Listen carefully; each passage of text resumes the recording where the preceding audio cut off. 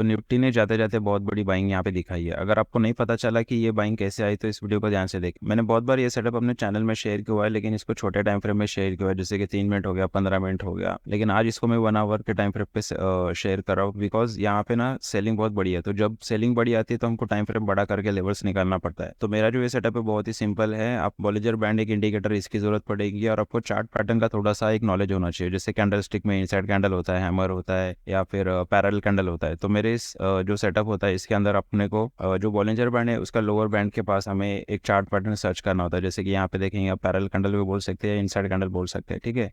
तो जब भी ये लोअर बैंड अपना यहाँ पे होता है, तो लोअर बैंड के ऊपर जब भी ये चार्ट पैटर्न हमें यहाँ पे दिखता है तो उसका हाई हमें ब्रेक करने का यहाँ पे वेट करना होता है। तो ये सेटअप का लॉजिक क्या होता है, जब भी सेलिंग होती है तो वो कहीं पर तो जाके रुकती है, तो हमें बस ये देखना होता है कि वो एक जगह पे जाके पॉज ले और वहां से वो रिवर्स करे। तो पॉज के लिए हमें पैरेलल कैंडल बहुत अच्छी तरीके से काम करता है, इनसाइड कैंडल बहुत अच्छी तरीके से काम करता है। तो हमें इसीलिए ये दो चार्ट पैटर्न है यहाँ पे हमको सर्च करना पड़ता है लोअर बैंड के पास। तो जैसे यहाँ पे हमको मिलता है उसका हाई ब्रेक करने के बाद यहाँ पे हमारा ये ट्रेड एक्टिवेट होता है। तो अगर आप बोलेंगे कि टाइम फ्रेम बड़ा है, इसमें अगर हम वो स्टॉप लॉस बढ़ा दें, तो इसके लिए भी एक बहुत छोटा सा सिंपल सोल्यूशन होता है कि जो भी कैंडल यहाँ पे जो हाई होता है इस कैंडल का, जैसे ये दो कैंडल यहाँ पे चार्ट पैटर्न मेरा बना, ठीक है, ये वाला मेरा बना, तो इसका जो हाई होता है, ये जो छोटा वाला कैंडल है इसका जो हाई यहाँ पे ब्रेक हुआ, इस कैंडल ने ब्रेक किया, तो आप इस कैंडल को यहाँ पे बॉक्स में डाल दो, ठीक है, इस कैंडल को यहाँ पे बॉक्स में डाल दो। और जैसे ये यहाँ पे क्लोज होता है, या फिर इसको रनिंग में, जो रिस्की प्लेयर है वो लोग रनिंग में जा सकते हैं, जो सेफ प्लेयर है वहाँ पे ये लोग क्लोजिंग का वेट कर सकते हो। तो जैसे ये यहाँ पे डाल दो, इसको 5 मिनट में आप कन्वर्ट कर दो, तो इस हाई का जब भी यहाँ पे ब्रेकआउट होता है तो हम यहाँ पे ट्रेड, तो हमारा ट्रेड यहाँ पे एक्टिव होता है। उसी सेम कैंडल के नीचे हमारा फिर ऐसे होता है, यहाँ पे स्टॉप लॉस हमारा छोटा हो जाता है। ये एक ट्रिक होती है छोटे स्टॉप लॉस के लिए। तो इस सेटअप का एक और पॉइंट होता है जो कि हमें हमेशा देखना होता है कि जो ये 20 MA होता है, ठीक है, ये 20 MA और लोअर बैंड, इन दोनों के बीच में थोड़ा सा गैप हमें चाहिए, ठीक है, तभी तो ये यहाँ से यहाँ तक निकलेगा। जैसे आज यहाँ पे इसका फर्स्ट टारगेट यहाँ पे जो 20 MA होता है वो उसने आज ही डन कर दिया। सेकंड टारगेट यहाँ पे जो इसका अपर बैंड होता है वो यहाँ तक चला जाएगा। तो उस हिसाब से कल अगर यहाँ पे डे हाई निकलता है तो ये अपर बैंड जो यहाँ पे होता है वो यहाँ से यहाँ तक आ जाएगा। तो ये जो यहाँ से, तो ये जो सेलिंग यहाँ से स्टार्ट हुई है, तो फिर उसका लेवल हम यहाँ पे निकाल सकते हैं कि यहाँ पे नेक्स्ट लेवल हमको यहाँ पे 22 to 25 का यहाँ पे हमको टारगेट देखने को मिल सकता है कि अगर ये डे हाई यहाँ पे निकाल देता है तो। लेकिन इसके पीछे ये जरूर एक बार तो ट्रैप करेगा ही,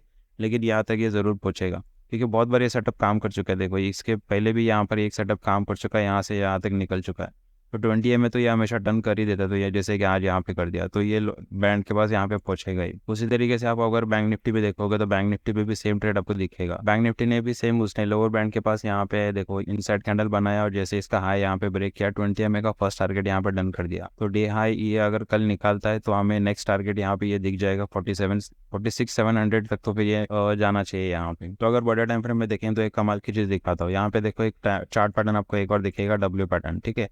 तो ये डब्ल्यू पैटर्न यहाँ से यहाँ तक ऊपर तक चला गया। तो ये जब ये अभी ये जब नीचे आया है, यहाँ से नीचे आया, तो एग्जैक्ट इसने इसी के नेक लाइन को यहाँ पे टेस्ट किया है। तो ये एक सेटअप होता है, ये भी एक सेटअप है कि जितना ये जो यहाँ पे इसने मूव दिया हुआ है, ये वाला, ये देखो कितने पॉइंट्स का मूव पे, 5% का मूव है, मतलब 2500 पॉइंट का यहाँ पे मूव। अगर ये इस लेवल के ऊपर सस्टेन हो गया 46,700 के ऊपर, तो अगर हम इसको मार्क कर ले तो यहाँ पर 5% का मूव आता है यहाँ तक, मतलब 48,000 तक यहाँ पे इसका मूव जा सकता है नेक्स्ट। क्योंकि ये जो डे हाई इसका जो इसने ऑल टाइम हाई लगाया, तो अगर ये 46,700 के ऊपर सस्टेन हो गया तो इसका ऑल टाइम हाई ये ब्रेक करने को जरूर ट्राई करेगा। तो ये सेटअप अगर आपको अभी भी नहीं समझा होगा तो मुझे कमेंट बॉक्स में कमेंट कीजिए, मैं इसको और थोड़ा सिंपल तरीके से और एक्सप्लेन कर दूंगा। और अगर आपका कोई क्वेश्चन हो तो कमेंट बॉक्स में जरूर कमेंट कीजिए, मैं उसका रिप्लाई जरूर कर दूंगा, ठीक है। तो वीडियो देखने के लिए thank you. Please like and subscribe कीजिए, थैंक यू।